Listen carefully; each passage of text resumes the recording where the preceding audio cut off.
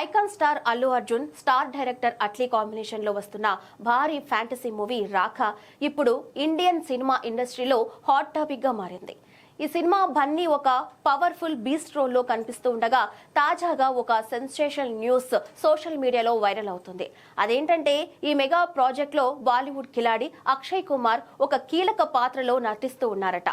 ఇప్పటి వరకు సల్మాన్ ఖాన్, షారూక్ ఖాన్ పేర్లు వినిపించినా అక్షయ్ కుమార్ ఎంట్రీ ఇస్తున్నారనే బజ్ ఫ్యాన్స్ లో అంచనాలను ఆకాశానికి తీసుకెళ్లింది.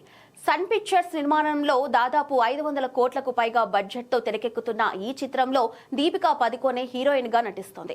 అట్లీ మార్క్ మాస్ ఎలివేషన్స్ తో పాటు అక్షయ్ కుమార్ వంటి స్టార్ తోడైతే బాక్సాఫీస్ వద్ద రికార్డుల వేట మొదలైనట్టే.